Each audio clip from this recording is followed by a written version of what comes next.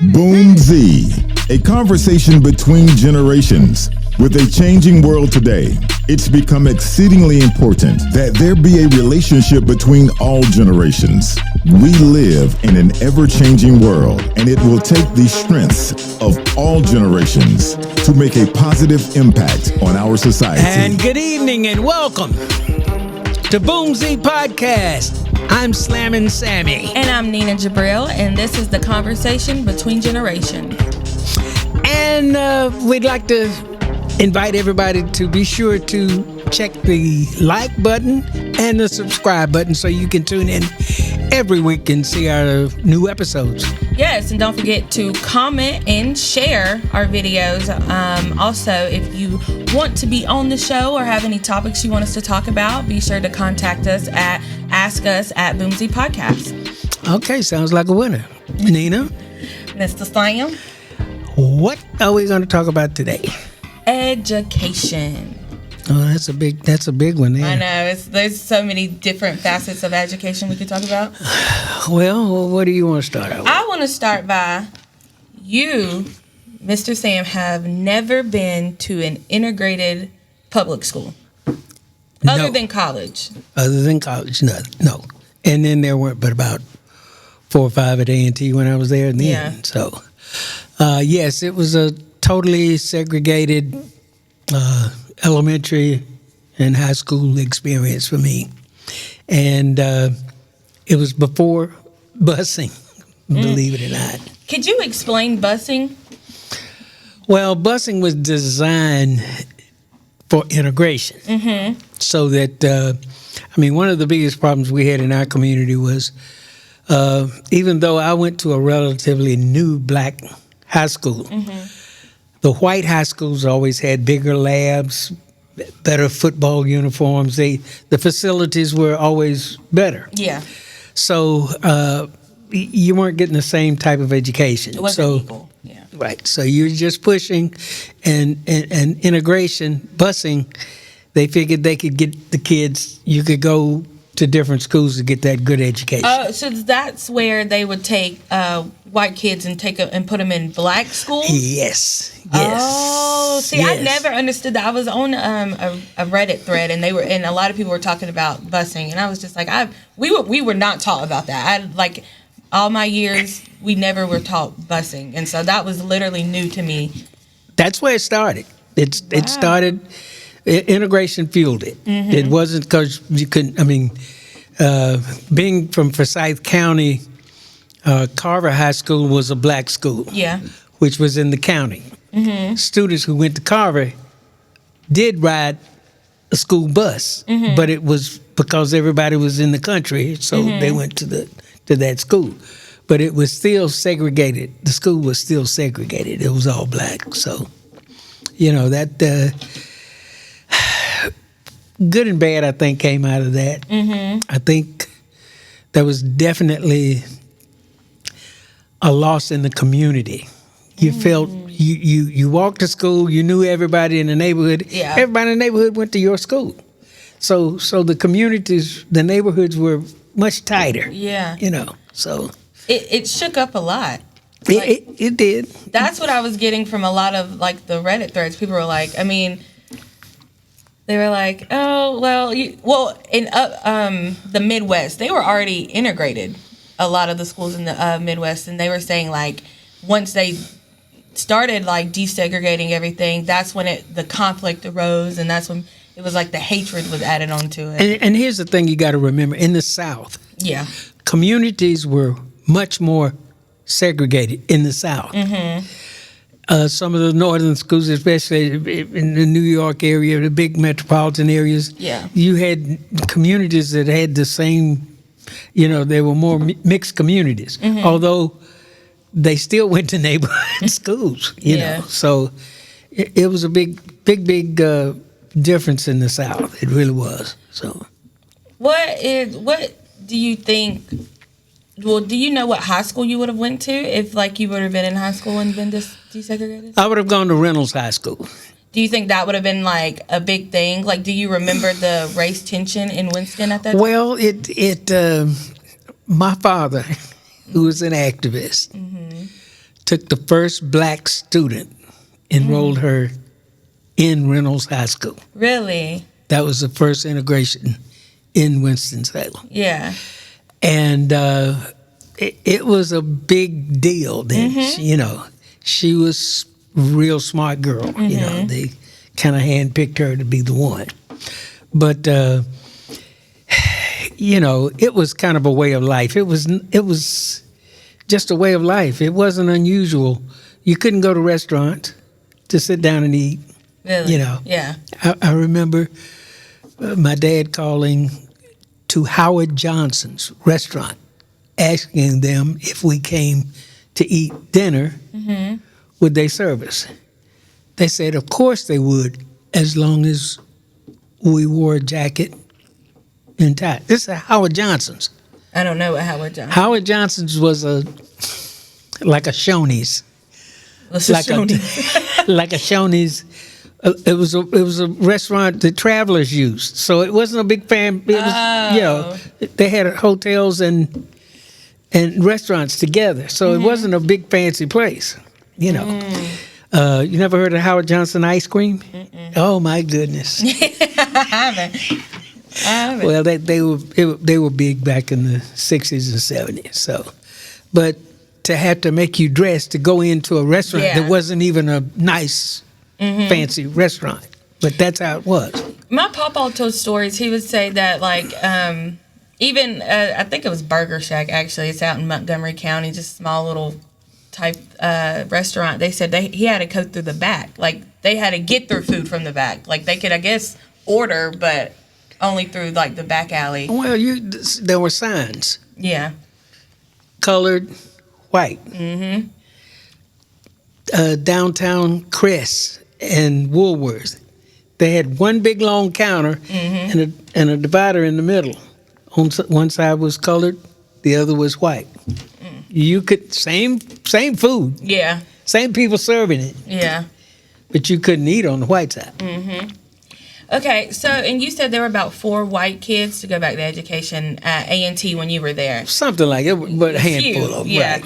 Did they ever like, did you see them on campus? Were they at the... You might see them on campus, but most of them were day students. Yeah. Oh, so they didn't stay on campus. They didn't stay on campus. Right. I never knew anybody that stayed on campus. They still don't, really. Never knew anybody like that. So, but I got a question for you. Yes. What do you think you may have gained by going to a segregated school? That is a good question, because I went to a predominantly white school, so I think I would have... even though I came from an all-black family, obviously, and I grew up in a black household, I do think that, like, going to school and then all my counterparts were white. I think for me, culturally, it would have been more rich if I had been in an all-black school. And I think that even, like if I just would have went to Dudley up here, you know what I mean? I think that would, I think culturally I would have been more enriched. Because I had to come to A&T to get a lot of, I didn't know what the DMV was until I came to A&T. So, I think I missed a lot of... Well, you talk about the culture. If you went to school with white students, predominantly white students, I'm sure you missed the black culture. But what influences do you think the white students made on you? They had to make some influence. Yeah, and it wasn't positive. I'm gonna be completely honest. I kind of even went through I've had a lot of different encounters with going to a predominantly white school. I've had a lot of really racist things said around me, and it's not fun. You know what I mean? Well, obviously you would know it's not fun, and it's a very awkward situation. And so that's where I think of it. Not education wise, I don't. But well, do you? I mean, can you think of anything positive that you may have picked up from them? Surely there must be something. Yeah. Just let me think on it. Give me time. Positive. It was a good time. I don't know. I gotta when I think back to my time at my high school, I and it could be just me, I can't see past a lot of the negative things and things that I didn't know were bad at the time. I just, with growth, I'm like, whoa, that shouldn't have happened in high school. So it's hard for me to think kind of like fondly. I mean, did you all have anything like talent shows or yeah, I mean, in like middle school, elementary. Not in high school? No talent shows in high school. They had plays. Plays, but not much music. No. That's the point I'm getting at. Chorus concerts, not really. I mean, we didn't have to go to them, so they were after Didn't school. have a jazz band? No jazz band. Every black school in Winston had a jazz band. I mean... And that's what I mean, the culturally thing. I think I missed a lot of, like, they wouldn't have touched jazz band. We had a farm, though, at my high school. We had goats and cows and chickens and rabbits. Well, they had that at Carver High School because that was out in the country. Yeah. But, I can see that, our high school was full of a lot of music. We were real fortunate to have a couple of great high school band directors during that time who were friends and competitive with each other, even though they were at different schools, creating jazz bands.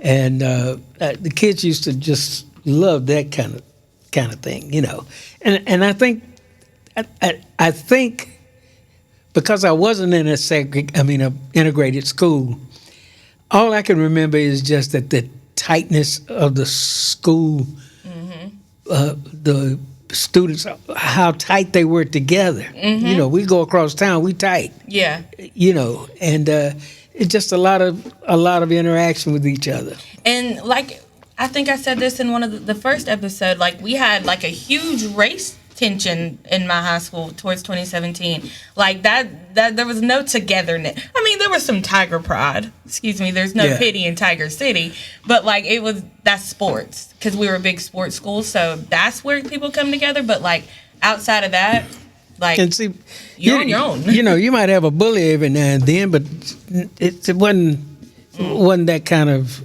It wasn't. We didn't have gangs in our school. Yeah.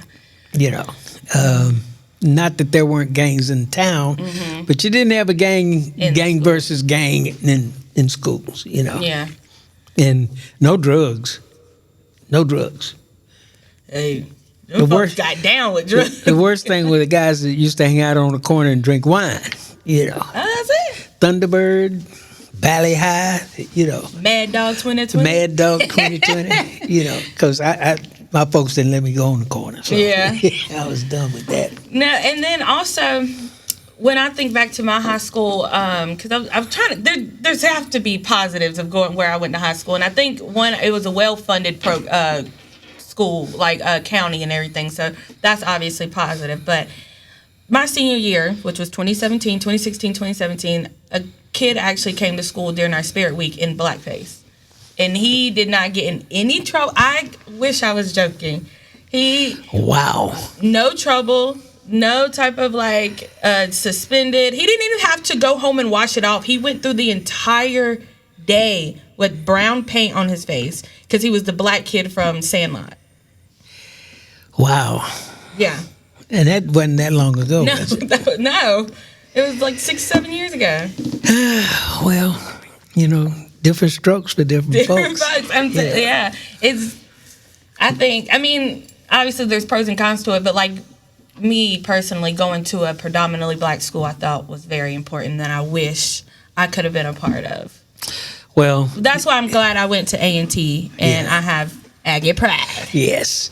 Well, I tell you what, I want to finish this conversation because I think there's a whole lot that we can still talk about as far as education, where it is today and some of the things that have been taught today and some of the things that we were taught when we were coming up.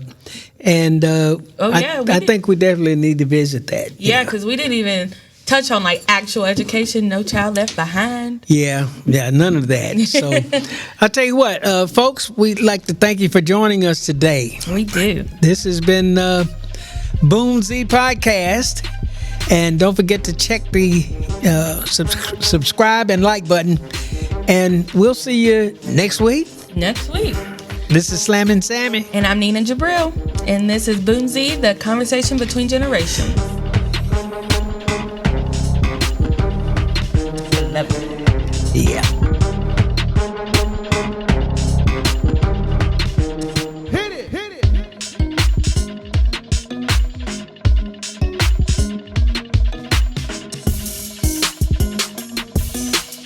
It's a TEM joint.